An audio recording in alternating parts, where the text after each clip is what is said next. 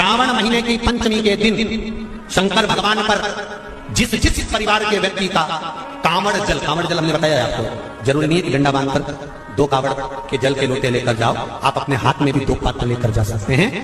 पंचमी तिथि के दिन हाथ में 2 लोटे जल के, 2 कलश जल के जब हम शंकर भगवान को चढ़ाते हैं तो ऊपर जो कमंडल होता है शिव जी के ऊपर जलधारी होती है, जिसमें जया, विषहरा, श्यामली बारी, दौतली और देव शंकर भगवान की 5 बेटियां जिसमें विराजमान होती हैं।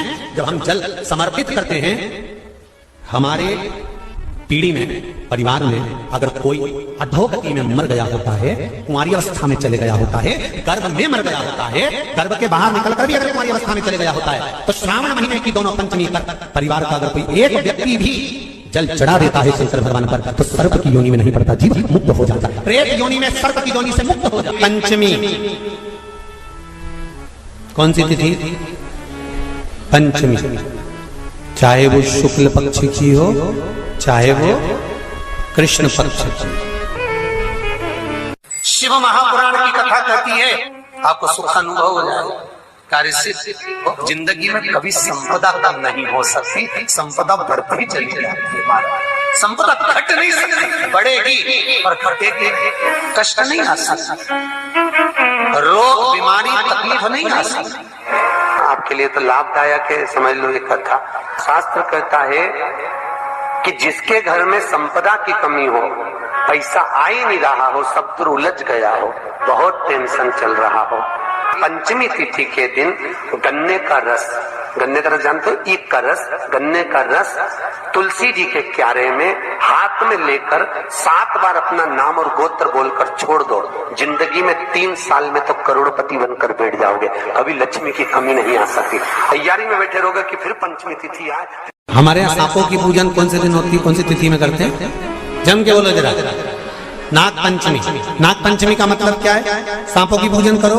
नाग पंचमी का मतलब होता है शंकर जी के मंदिर में जाकर 1 लोटा जल समर्पित कर दो। उसका कारण क्या है कि हमारे परिवार में, हमारे कुटुंब में, परिवार में कोई 7 पीढ़ी के अंतर्गत भी अगर कोई जीव तड़प रहा होता है, पड़ा हुआ होता है, उसकी मुक्ति नहीं होती है, तो पंचमी का चढ़ा हुआ जल उस जीव को प्राप्त हो जाता है और वो जीव तर जाता है, उसका फिर जन्म नहीं होता। वो तर संपदा के लिए अर्थात जिसका व्यापार नहीं चलता, जिसके घर में पैसा नहीं आता, या नौकरी नहीं लग रही, या सर्विस नहीं लग रही, आप अप्लाई कर रहे हो, जगह जगह जाकर इंटरव्यू भी दे रहे हो और पैसा नहीं आता, तो उसके लिए भी प्रयास किया जाता है। पर उसके लिए यहाँ पर जो धन के लिए करते हैं, उसके लिए विष्णुपदी के लिए करते हैं। मतलब जैसे गंगा के जल में तुलसी के 11 पत्ते डाले जाते हैं और उसको किसी भी नारायण के मंदिर में, राम कृष्ण शिव, शंकर नहीं, राम कृष्ण भगवान विष्णु, दत्त आदि जितने नारायण के मंदिर हैं, उस मंदिर में किसी भी पात्र में, एक छोटे से पात्र में उसको भरकर रखी आते हैं महाराज, उससे भी जॉब, सर्विस, नौकरी में सफलता प्राप्त हो जाती है। परंतु वो भी एकादशी को ही होता है। कुछ देर तक पात्र को रखा जाता है, फिर वही पात्र का जल किसी भी वृक्ष के नीचे डाल दिया जाता है, उससे भी नौकरी के लिए फायदा मिलता है। गंगा का जल को एकादशी और द्वादशी, इन 3 तिथियों पर एक रोटी में थोड़ा सा मीठा रखकर सोमक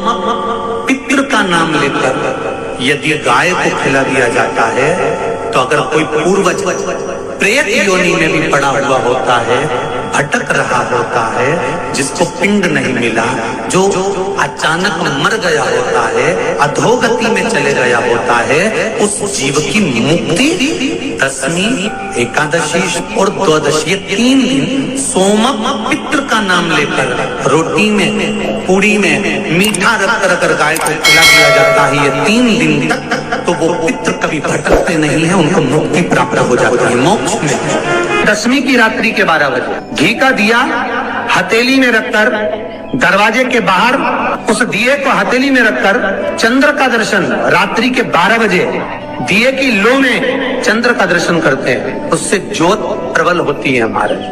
या तो होगा वो नवमी की रात्रि 12 बजे या दशमी की रात्रि की 12 बजे चंद्र का दर्शन। दीप घी का हाथ में जलाकर, नाम गोत्र अपना बोलकर, नरसिंह भगवान का स्मरण कर कर, ज्योति में चंद्र का स्मरण कर कर दर्शन किया जाता है। नेत्र कमजोर हो तो 3 या 4 दिन में ज्योतियों का क्रम बढ़ना प्रारंभ होता है। वैसे तो 15 दिन का लिखा है, पर शिव महापुराण कहती है 3-4 दिन का क्रम बहुत होता है, बढ़ता जाता है। केवल दशमी, चाहे उजाला की हो चाहे अंधेरे की, कौन से महादेव का नाम लेना है? श्रम्भेश्वर महादेव। तो जब कोई व्यक्ति चिड़चिड़ करता है, क्रोध करता है, गुस्सा करता है, तो महाराज शंकर भगवान का श्रम्भेश्वर महादेव का नाम लेकर 31 बेलपत्र, जिस व्यक्ति को क्रोध आता है उस व्यक्ति का स्मरण कर कर आखा चावल मतलब सेगे चावल के साथ एक बेलपत्र 31 बेलपत्र कर कर शिव जी के शिवलिंग पर समर्पित करी जाती है, मात्र दशमी की तिथि के लिए। केवल दशमी, चाहे उजाला की हो चाहे अंधेरे की। कौन से महादेव का नाम लेना है? श्रम्भेश्वर महादेव, शिव जी का एक। छोटे छोटे बच्चे रहते हैं, कुछ बच्चों को माता जबरदस्ती के भोजन कराती है, खिलाती है, ठोकती मारती खिलाती है।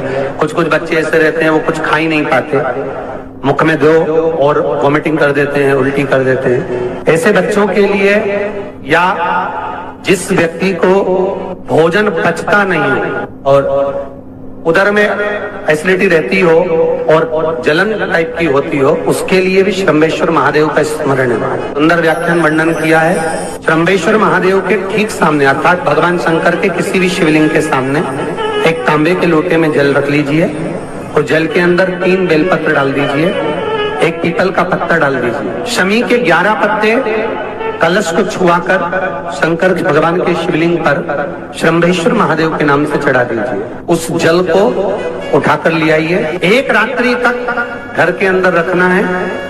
उस जल को श्रम्भेश्वर महादेव का नाम लेकर जिस व्यक्ति को एसिडिटी होती हो या उधर खराब रहता हो या भोजन नहीं पचता हो या पेट से जुड़ी हुई प्रॉब्लम हो या बच्चों को भोजन कराते हैं और वो वोमिटिंग कर देते हो, ऐसे बच्चे को या भोजन नहीं भा रहा हो ऐसे व्यक्ति को उस जल को सवेरे दोपहर शाम 3 बार श्रम्भेश्वर महादेव का नाम लेकर आचमन कराना प्रारंभ कर दो, पिलाना चालू कर दीजिए।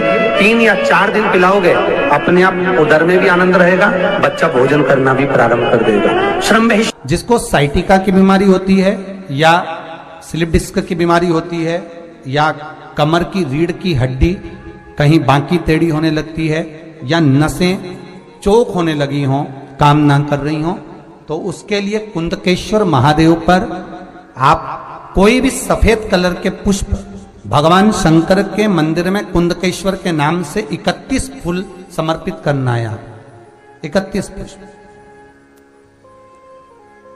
और कुंदकेश्वर के नाम से 31 पुष्प समर्पित कर कर बेलपत्री के पेड़ के नीचे की जड़ थोड़ा सा भाग निकालकर ऊपर से छीलकर अंदर का भाग शंकर कुंदकेश्वर को चढ़ाना है। उस जड़ को लाकर उसको पीसना है और पीस कर सुबह के समय पर 3 बार उसका कुंदकेश्वर का नाम लेकर सेवन करना है। जिसको साइटिका और जिसको रीढ़ की हड्डी, स्लिप डिस्क, जिसको प्रॉब्लम होती है उसको बाबा कुंदकेश्वर एक ऐसे महादेव हैं, क्योंकि भगवान शंकर के चरण पर पार्वती के द्वारा फेंका गया कुंद का प्रहार हुआ और उससे बाबा को चोट लगी, जिससे बाबा का नाम कुंदकेश्वर पड़ा।